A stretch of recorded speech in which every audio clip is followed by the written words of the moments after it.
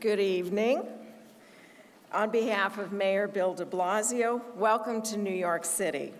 My name is Nilda Mesa, and I am the director of the New York City Mayor's Office of Sustainability. It's an honor to be here with all of you this evening, and thank you to the New School for graciously hosting us. On a personal note, I just wanted to say that I began my government career working for a California senator and my environmental career in the city of Los Angeles. So I am delighted that on this night, geography is no barrier to bringing together California and New York City. And I would like to thank Governor Brown for his vision. It's an exciting evening here in New York City. It's Climate Week, the UN General Assembly is opening, and His Holiness the Pope is in town. Signatories in this room and remotely are about to make a commitment to tackle one of the biggest threats facing our international security, climate change. We're here tonight to sign an MOU limiting greenhouse gas emissions to 2 metric tons per capita, or 80 to 95% below 1990 levels by 2050. By the end of tonight's event, over 35 jurisdictions across 5 continents will have signed the Under 2 MOU. That's an amazing accomplishment that represents the urgency and international nature of this problem and the solutions we must implement. What is especially notable is that those signing now include cities as well as states, and even an endorsement by the country of Italy. At the subnational level, governments are stepping up. They say all politics are local. It's at the local level that people feel and see the effects of climate change and are saying, we can't wait. It's at the local level that we act. 1 year ago this week, Mayor de Blasio committed to reducing New York City's greenhouse gas emissions 80% by 2050. On Earth Day, Mayor de Blasio announced One NYC, an aggressive blueprint for change and for the future of New York City. In it, as the UN Sustainable Development Goals will do later tonight and tomorrow, we committed to equity, economic, as well as environmental sustainability. We expanded our commitment to reducing carbon emissions by including waste, buildings, transportation, and the power sector. At the Vatican, Mayor de Blasio announced our interim target of reducing emissions 40% by 2030. Our work will not be easy, but it is work we must do, and we are on our way. New York is thrilled to be in the good company of our fellow signatories, U.S. cities such as Los Angeles and San Francisco, the states of California, Washington, and Oregon, and partners outside our borders signing today include Vancouver, the Northwest Territories of Canada, Mexico City, Ucayali, Peru, Gifu Prefecture, Japan, Kathmandu Valley, Nepal, Madeira, Portugal, the Azores, Nampula, Mozambique, and Guédiawaye, Senegal, as well as Manchester in the UK. We look forward to other American cities and states throughout the world joining us as signatories, and so to get us all to Under 2 by 2050.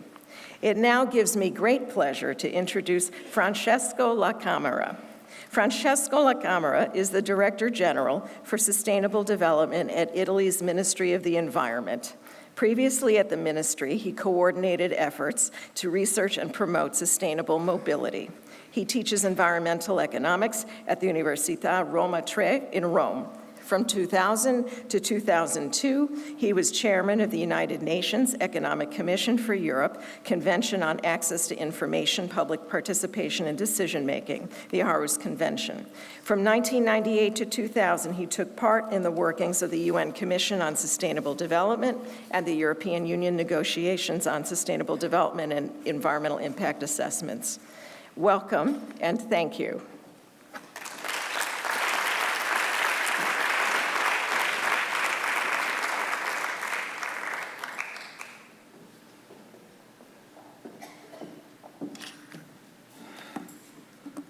Well, thank you. I'm glad to be here. It's really an honor to address this meeting and this special year.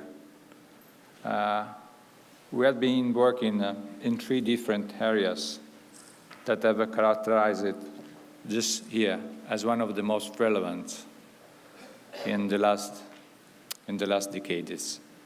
Addis Abeba, so financing for development, we have concluded successfully a very hard negotiation on that item. We are now to conclude the Sustainable Development Goals. We have them, all 17, in front of us, engaging ourselves in our work. And we are on the way of negotiating the agreement in Paris. These three channels of activities are really shaping our future, at least for the next 15 years. So I think this is the reason we are here, to endorse your initiative, because this gives the sense to the central government that the society is moving.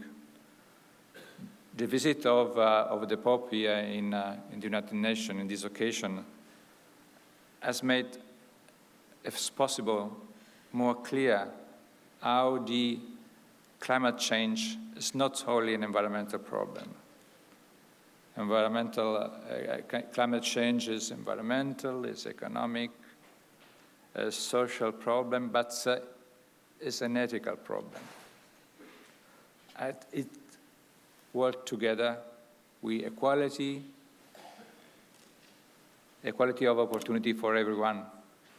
So I think we have also to be thankful to the Pope that is remembering with the encyclica and here in New York that the quality of the environment is very strictly related to justice, especially for the poor people. And the initiative of the city taking engagement on reducing the CO2 is working in this direction. So I really hope that you will continue your work. I have to say that when we are in the negotiation in this ugly room without lights, we all people with different things that we are trying to accommodate. Sometimes you feel a little bit lost. I say it's really worth what we are doing. What we will agree will be really something that will count in the future. And I think having you all signing these important engagements make us more convincing that we are doing a good job, that we have to make all efforts to have in Paris an agree that fulfill your hopes, fulfill the hopes of our citizens. So really, thanks for your initiative. We are going to endorse it. This reason I am here. Thank you very much.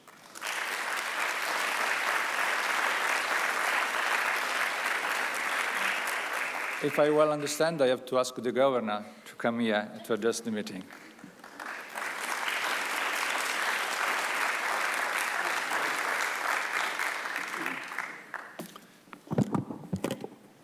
Well, first of all, thank you to the 14 new jurisdictions who are joining this under 2 MOU. This is a very significant moment. It's modest. We are mere subnational units. That's not a very glorious title, to be a subnational. Sounds a little bit underground. But nevertheless, there is a certain flexibility in being a state or a region, as opposed to being a full integrated nation. But we do have some nations. We have 38 signatories, or will have after tonight. And this is all about the grassroots, or as Pope Francis said at the Pontifical Academy, the periphery coming together from the far-flung regions to join in the effort to change the direction of the modern world that we're in. We live and benefit and have grown up with carbon and with fossil fuels, with oil and gas and coal. That makes almost the entire modern world run. This building, the transportation to get here, the airplanes, it's all about fossil fuel. So when we say we're going to reduce the effects and the use of fossil fuel, we're saying something radical, profound, but very necessary. the world went on for a long time with far fewer people than exist today. A world of 7.2 billion is unprecedented. A world of 1 billion cars is unprecedented. A world of all the gas stations and coal mines and and just the cows doing their thing. All that has an impact. And the world is not the same. We read history, we read the stories of our states and our cities, our regions and our countries, but it's not the same place. America, when it started, had a fraction of the people that it has today and had a fraction of the impact. So the world's not standing still, and it's progressively, while creating prosperity and new technologies and communication and all the things in modern medicine, at the same time, there is a dark underside. So on the one hand, there's the shiny luster of prosperity and innovation, and on the other is this dark underside that is having an impact, a negative impact on the climate. So we're not on a sustainable path today. And as yet, there is not a commitment to get on a truly sustainable path. So we have to be clear about where we are as well as where we're going. And this MOU is a voluntary commitment that is now joined by these 28 jurisdictions to make sure that the world makes the turn. It's easy to say decarbonize, but to actually carry that out takes political will, takes imagination, it takes technical capacity in regulators and scientists, in engineers, all that. Now, California has been blessed with a very effective California Air Resources Board. And this is not something that happened overnight. So when we think of what we're committing to, it's not something you just wake up one morning and say, yeah, let's be under 2 in terms of the temperature in the world. California's been working at this since the time Richard Nixon signed the Clean Air Act, and Ronald Reagan was the governor of California. And since that time, California, by American law, has been given a special legal power to have stricter tailpipe emission standards. And out of that rather modest beginning, now more than 40 years later, we have a Global Warming Solutions Act that has already brought California to 25% renewable electricity, among the most efficient buildings in the world. And now we take the next step, which will be 50% renewable energy by 2030. We already are buying 40% of the electric cars, probably around 125,000 in all, but we're going to have 1 million cars over the next 10 years. Our electric utilities, that just a few years ago said they could never get to 20% renewable electricity, said not possible. Now they're at 25, and they have all endorsed the recent legislation that will take California to 50%. So there is change. I remember when I was governor in 1975, and our Air Resources Board was tightening the standards on tailpipe emissions, particularly sulfur. And Henry Ford himself, this was a long time ago, Henry Ford was alive. Not the first Henry Ford, the second one.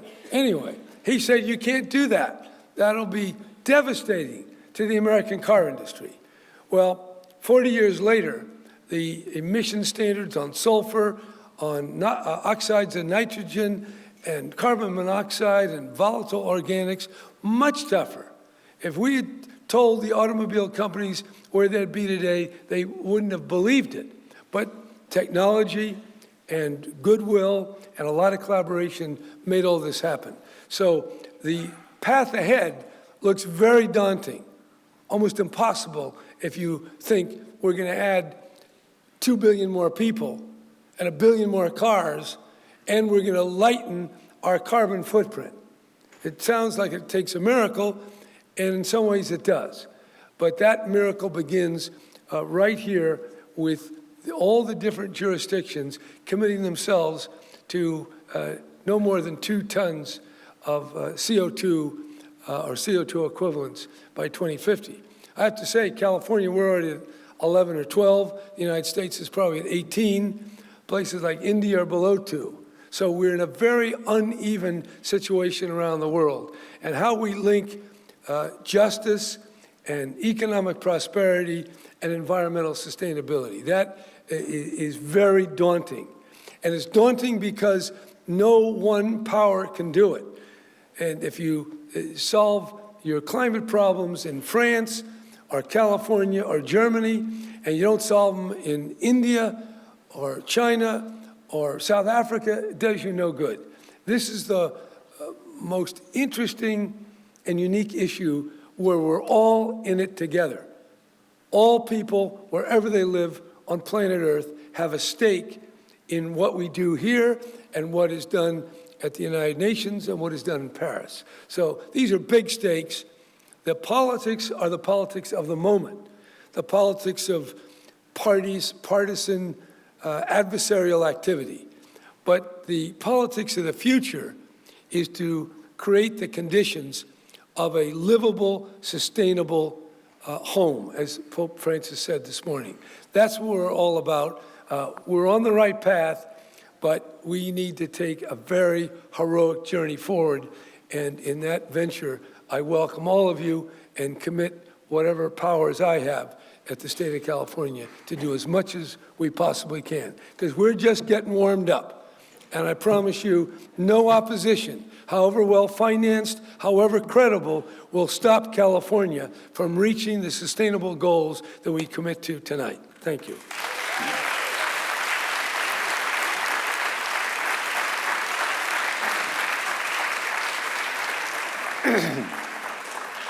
Bienvenidos, bonjour, good evening, and by the time I would get through all the languages in the room, it would be probably midnight, so I apologize to those of you who I lost. My name is Glenn Murray. I'm the Minister of the Environment and Climate Change in the Government of Ontario in Canada. That is not the Government of Canada. If you follow Canadian politics, you'll know that Quebec and Ontario, many of the what we often call infranational states, the whole collection of those of us who are members of federations, have very different views on these things.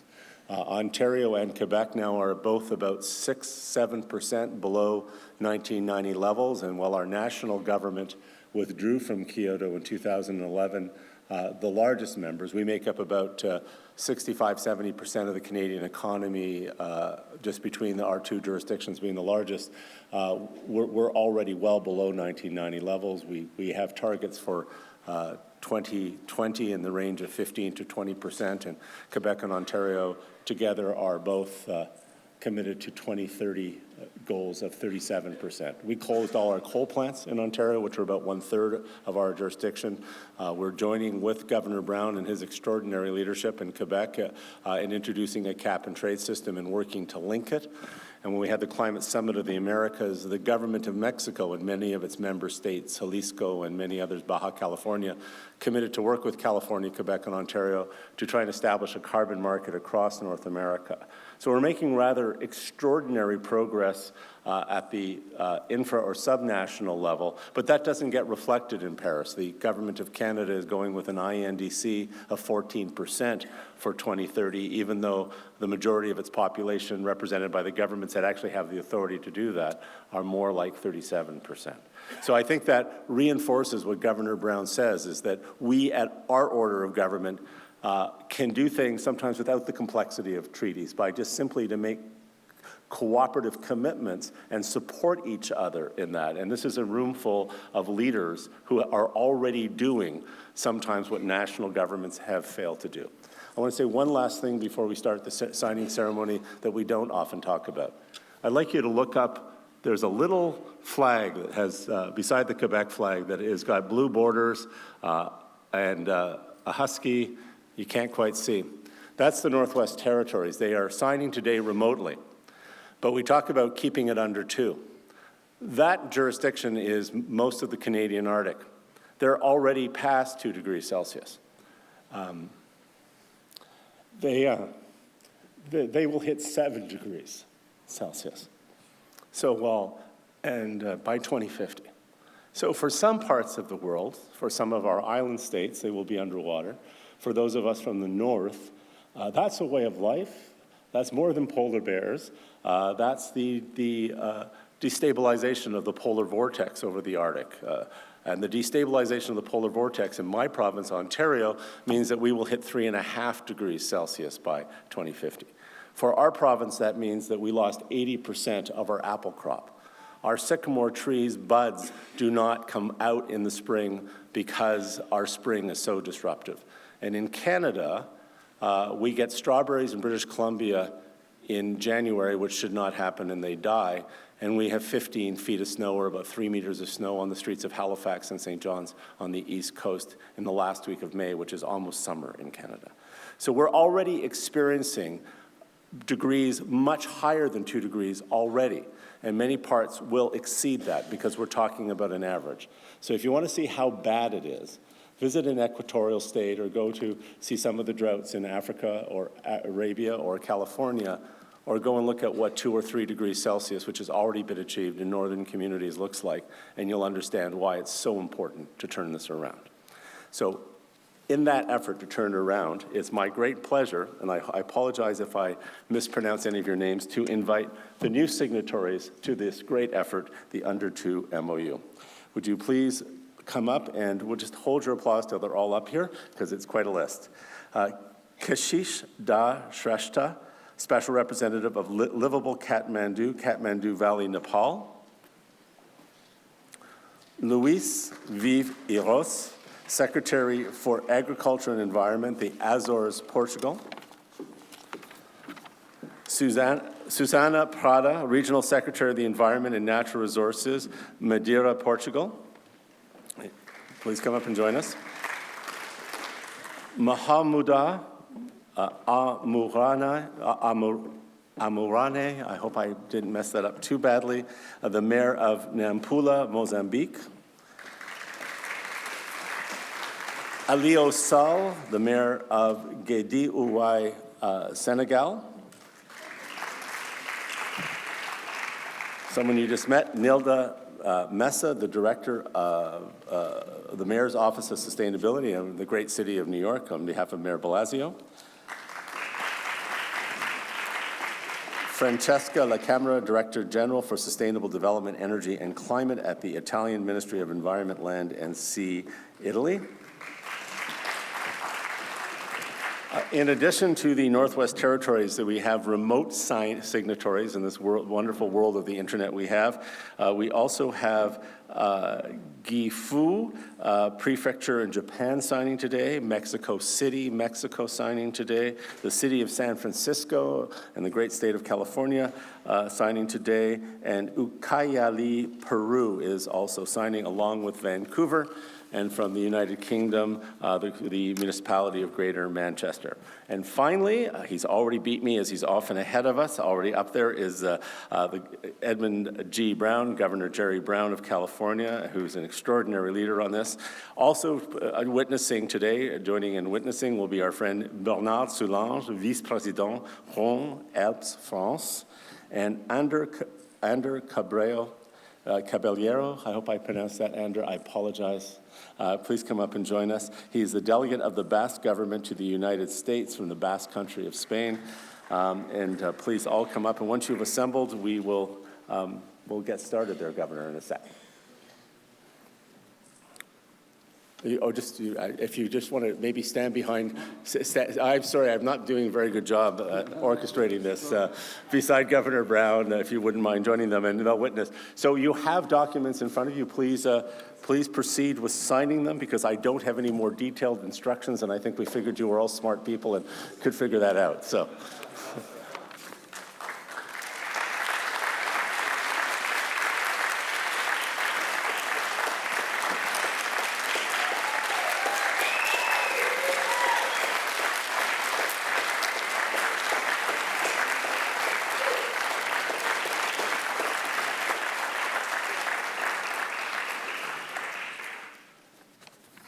So it gives me great, I think there's a witnessing process.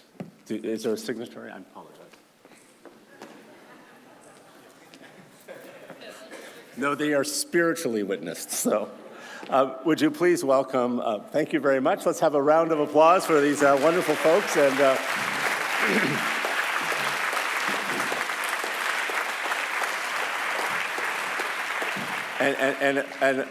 if we wouldn't mind giving one more round of applause for Governor Brown and his leadership, that's quite extraordinary.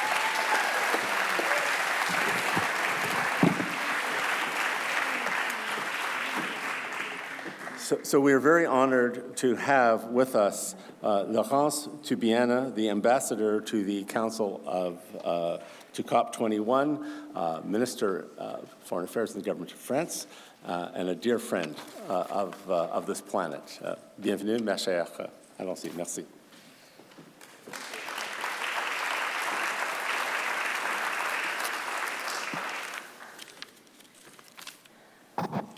I'm so happy to be here. I wanted to be part of this signature ceremony to reaffirm my really deep impression and gratitude to Governor Brown and with extraordinary initiative of Under 2 MOU. It's really a big moment. Why? You may know that for us, the Paris outcome is not only the action of governments. The Paris outcome is a movement of the general society that really want to go in that direction, and that in front of intergovernmental process is saying, in the real economy, in the society, we are moving forward. And this, what best example we have than this initiative of this Under 2 MOU. I can tell you, as I discover your initiative in the summit of Lyon, that I will come back to you to say how this initiative is really supporting us to finalize the negotiation in Paris. I think we, at that stage, even if the climate negotiations are becoming harder, as we could have imagined before that's the last month or last days, less than 70 days now before the beginning of the COP. But step by step, we are finding consensus on decisive elements of the agreement. And by now, I am quite confident that we will put the Paris Agreement in a long-term footing and delivering a mechanism to revising the level of ambition every number of years. While we look at the existing level of ambition, aggregating all the national commitment to reduce GIG, we are not, of course, yet there. We are not matching what would be a reasonable 2° C trajectory. Our long-term goal will be reaffirmed in the agreement, but at the same time will not be already in the safe pathway. That's why the long-term vision with a cyclic mechanism of revision of level of ambition is crucial to match the 2° C trajectory. So there are good signals on the intergovernmental side. But your coalition of ambition is exactly the kind of voluntary action we need to support government and to make them more aggressive in their policy design. You are the front runners with the highest level of ambition in fighting climate change. You give a long-term vision to your citizens, addressing a strong signal for 2050. The business can look to the future, anticipating innovative solutions. The civil society can be confident with the environment in which next generation will live in a low-carbon and resilient world. When I look at the principles that are part of the Under 2 MOU tasks that you are asking your members to fulfill, I see that we have the major milestone we need to have even for governments. We need this initiative together because we need a shared vision of long-term cooperation between all stakeholders. In a way, I would add to all the milestones you put in your program that you have, and I hope many countries will join you and many businesses, and in a way, adding to your plan that everyone, like California did and like New York did, preparing and presenting, submitting to the international community and the networks, these long-term plans that can match the goal you are having. We need these long-term pathways. We need that, as Governor Brown says, it's easy to say we'll stick to that is our goal. We will stick under 2° C. But what does it take to get there? What are the milestones? What are the transformations? How much it is about reducing the consumption of energy because being more efficient? How much innovation in technology we need? How much, in a way, change in behaviors? So that is to be thought through, discussed, debated, presented, because that's the way where countries, government, local authorities, businesses will believe that it is possible. As you said, Governor, many people there, many policymakers just think they can't do that. And the best way is to think through, to have a planning process, to discuss what does it take to get there.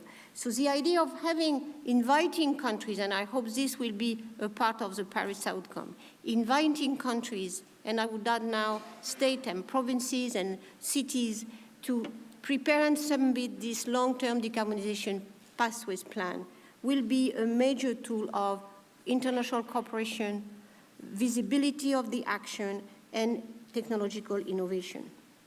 I hope, and I would make sure, that your initiative gains an enormous visibility in the COP in Paris.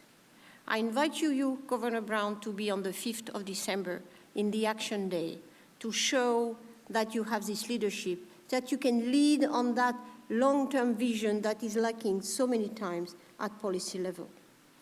I'm sure that this visibility will give confidence to many that it can be done. It's a matter of discussion, of thinking, of intelligence, of innovation. And additionally, I'm very happy and feel more confidence when I look at the strong mobilization of subnational authorities you are involved in. The change are already taking place on the ground. It represents an irresistible movement that cannot be stopped. This represents a great complementarity with the national state action. For all your work, I really want to thank you. And even more important, you are preparing Paris, but by now we should be thinking very, very hard, what do we do next? What are the next steps we do after Paris to make this possible, feasible, and desirable for the society? Thank you, and thank you again, Governor.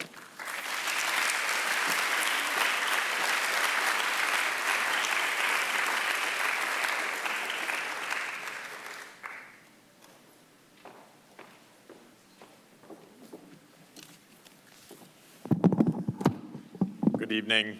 I'm Jeff Sachs, Director of the United Nations Sustainable Development Solutions Network, and very happily co-chair of the Sustainability Advisory Board to Nilda Mesa and to Mayor Bill de Blasio. And it's wonderful to witness this important occasion. I'm here as a bridge because we have two events tonight. Distinguished members of the signatories and participants, we've just witnessed a very, very important signing of the Under 2 MOU. And in just a few minutes, starting at 7 o'clock, subnational leaders, as we now know they're called, governors and mayors and heads of provinces will be making another pledge closely aligned and closely related, and that's to the new Sustainable Development Goals that will be adopted tomorrow. And this is very exciting. SDG number 11 is sustainable cities. And the message from the national leaders who are the signatories of the UN member states tomorrow is that without the cities, there is no future. Without the leadership of the subnational governments, this will not work. Exactly the same message of the Under 2 MOU. And SDG 13, paired right next to it, almost, is to end human-induced climate change. It's worth mentioning that SDG 12 is sustainable consumption and production systems, the circular economy, which is a central theme of every government. It should be a central theme of every city government, because this is the real life of closing the waste cycle, recycling, managing resources efficiently. Well, all I can say briefly in this bridge between the two events is that you have to feel inspired and optimistic.